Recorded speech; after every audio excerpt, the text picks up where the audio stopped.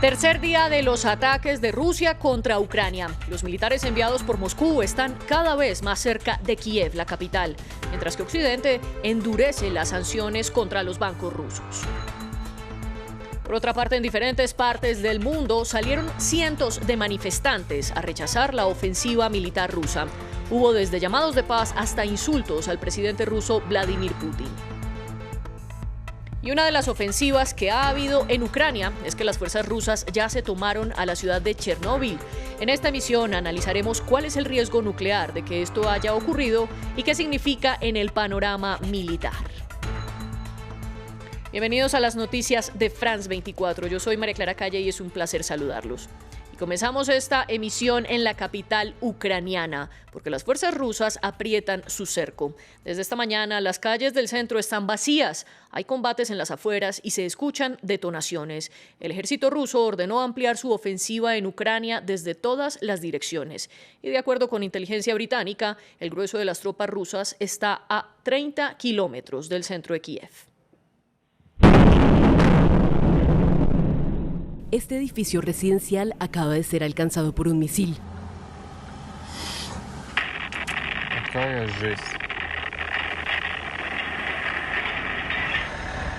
Su fachada está devastada.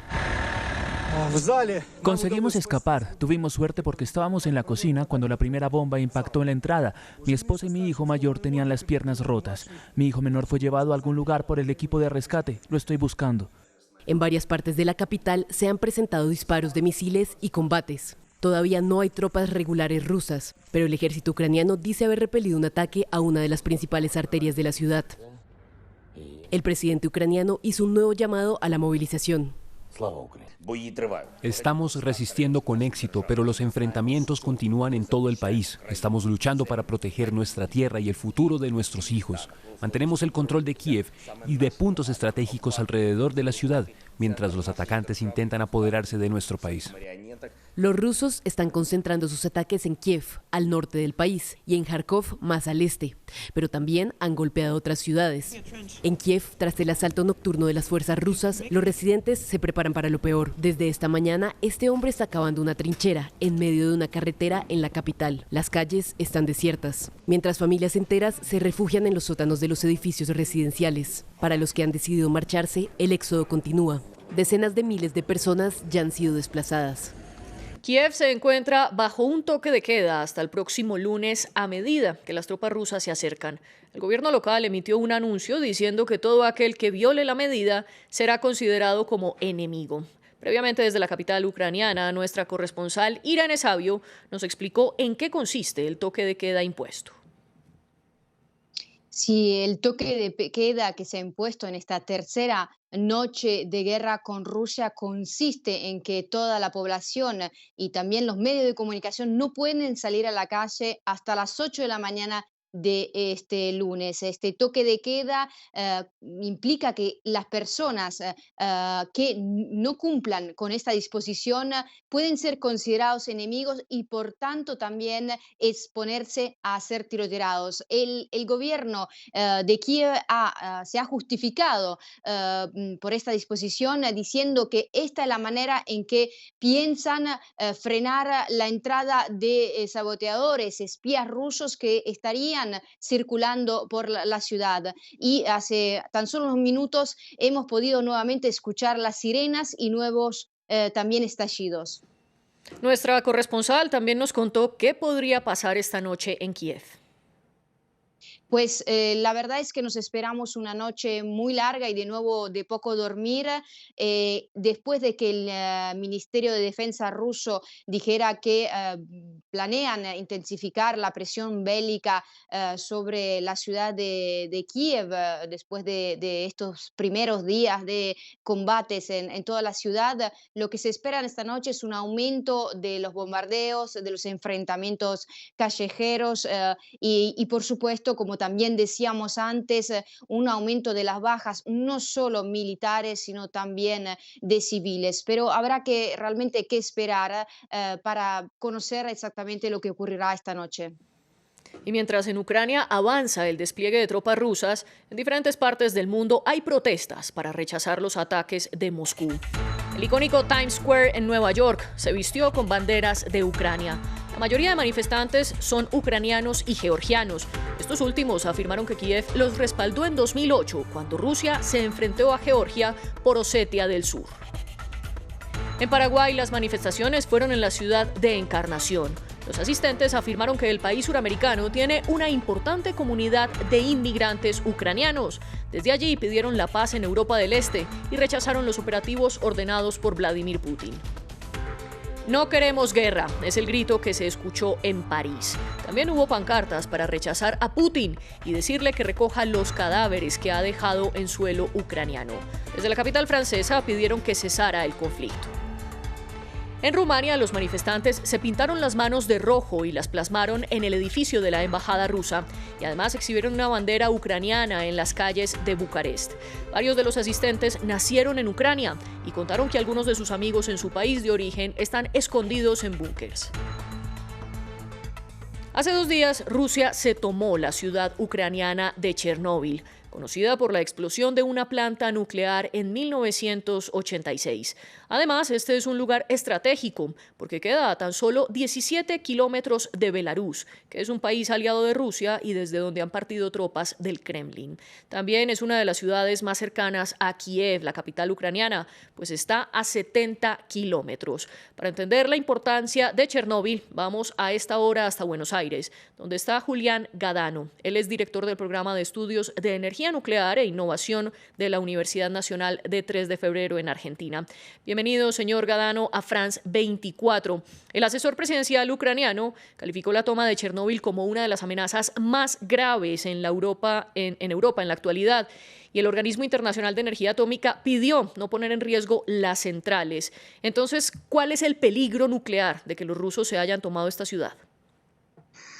En realidad, por supuesto, el tema nuclear es complicado porque Rusia es una potencia nuclear. Yo creo que el tema es más simbólico que otra cosa en realidad. La central de Chernóbil está protegida, es una central de origen soviético, con lo cual ruso, eso le da otro simbolismo, pero digamos, la central de Chernóbil está protegida por algo que técnicamente llamamos sarcófago, que es un edificio, digamos, que blinda lo que hay dentro de la central de Chernóbil. Y yo creo que el objetivo de Rusia no está en la central, sino lo que se llama la zona de exclusión, que es una zona de 30 kilómetros a la redonda de la central, donde está incluida, por ejemplo, la ciudad donde vivían antes los operadores de la central, que se llama Pripyat, y que es una zona que les permite a los rusos penetrar fácilmente a Ucrania desde Bielorrusia. Como tú dijiste, está a menos de 20 kilómetros de Bielorrusia, y a su vez está relativamente cerca de Kiev, a 100 kilómetros de Kiev. Con lo cual, en realidad, el objetivo de Chernóbil es menos nuclear que logístico para facilitar desde el norte, desde Bielorrusia, la invasión a la capital, a Kiev, ¿no? Pero entonces, en este sentido de lo que usted nos habla, ¿se puede decir que la capacidad de Chernóbil de producir energía nuclear no es tan determinante en la avanzada militar rusa? No, definitivamente no, porque de hecho Chernóbil no genera energía nuclear ya desde hace décadas. Está cerrada y está, digamos, cubierta, el reactor 4, que fue el que tuvo el accidente en 1986, cubierta por este sarcófago. Lo que sí es importante tener en cuenta es que Ucrania tiene otras centrales nucleares en operación, tiene 4 centrales alrededor de su territorio, no cerca de esa zona, pero alrededor de su territorio, con 15 reactores. Y esos sí están en operación, están activos y, digamos, esperaríamos que dentro de la guerra se tomaran dentro de la ya tragedia de la invasión, se tomaran las precauciones de no afectar los reactores, que por ahora están lejos de la zona de conflicto, ¿no? Y esos 15 reactores de los que usted nos habla, ¿qué tan relevante es en la producción de energía nuclear en todo el mundo? No, en todo el mundo, digamos, quizás depende mucho de cada país. Es muy relevante para Ucrania. Ucrania es un país que depende mucho de la energía nuclear y por lo tanto, digamos, depende de que esos reactores operen para tener energía. Ucrania es un país digamos, es importante, están dentro de los, digamos, primeros lugares de la lista en cuanto a la proporción de energía nuclear dentro de su matriz eléctrica. El país que tiene más energía nuclear dentro de su matriz eléctrica es precisamente Francia, también, digamos, debajo de Francia Estados Unidos, pero Ucrania es un país con una importante proporción de energía nuclear dentro de su matriz. Julián Gadano, gracias por estar con nosotros en France 24 y por todo este panorama. Entonces, ahora nosotros Vamos a que Rusia anunció el cierre de su espacio aéreo a los aviones vinculados con Bulgaria, Polonia y República Checa.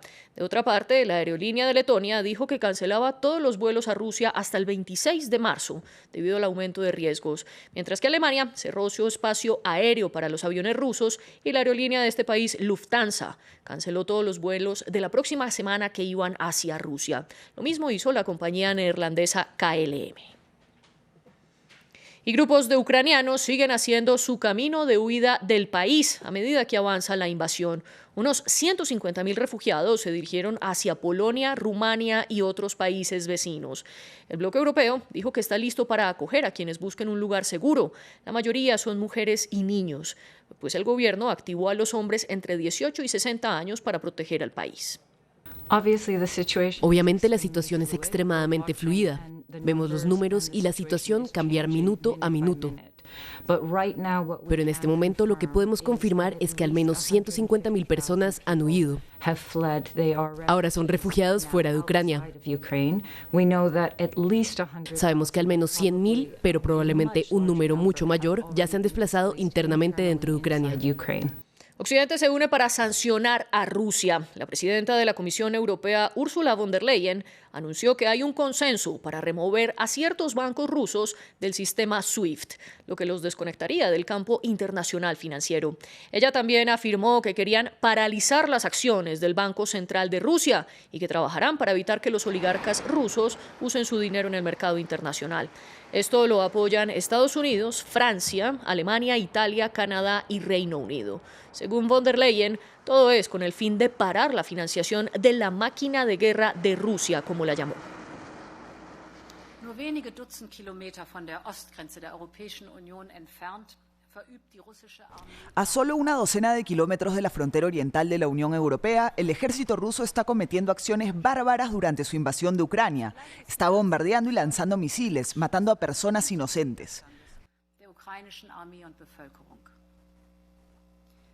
Die russischen Streitkräfte setzen mit unverminderter Härte ihre Angriffe auf Kiew und andere. Mientras las fuerzas rusas liberan su asalto a Kiev y otras ciudades ucranianas, estamos decididos a seguir imponiendo costes masivos a Rusia, costes que aislarán aún más a Rusia del sistema financiero internacional y de nuestras economías. Y a propósito del nuevo anuncio de las sanciones, estas no son las primeras. La Unión Europea, Reino Unido y Estados Unidos ya habían reaccionado para castigar a Rusia. En este informe les explicamos si las sanciones tienen algún impacto sobre los individuos o si solo afectarán al Estado. Golpearles donde les duele. Las sanciones contra Rusia continúan llegando. Primero contra Vladimir Putin. La Unión Europea y Reino Unido congelaron todos los activos del responsable del Kremlin, estimados en miles de millones de euros.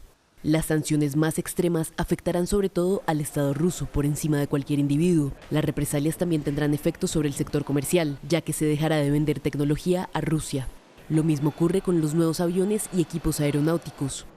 En Estados Unidos, los bancos deberán cortar sus vínculos de corresponsalía bancaria con el mayor prestamista ruso, Sberbank, en un plazo de 30 días. Pero, ¿será todo esto suficiente? Las sanciones occidentales no tendrán un impacto tan importante en la economía rusa, en todo caso, mucho menos de lo previsto porque Rusia ya las había anticipado desde hace varios años. Rusia entendió que, pasara lo que pasara, debía proteger su sector financiero de la probable introducción de nuevas sanciones en los próximos años. Vladimir Putin lleva mucho tiempo preparándose para esta coyuntura. En los últimos 4 años, las reservas de oro y de divisas del país aumentaron considerablemente, de 448.000 millones de dólares en 2018 a más de 630.000 millones de dólares en la actualidad. La invasión ha hecho temer una escasez de suministros a nivel mundial. Europa, por su parte, tiene una última arma: negar potencialmente el acceso de los bancos rusos a SWIFT, un sistema de manejo de transacciones seguro que conecta a más de 11.000 instituciones financieras en más de 200 países y territorios. Algunas naciones como Francia quieren cortar el acceso de Rusia inmediatamente, pero otros países más dependientes del gas ruso, como Alemania, son más reacios por temor a represalias. Hasta aquí las noticias. Los invitamos a que consulten más información en nuestra página web france24.com, donde tendremos todo actualizado al minuto.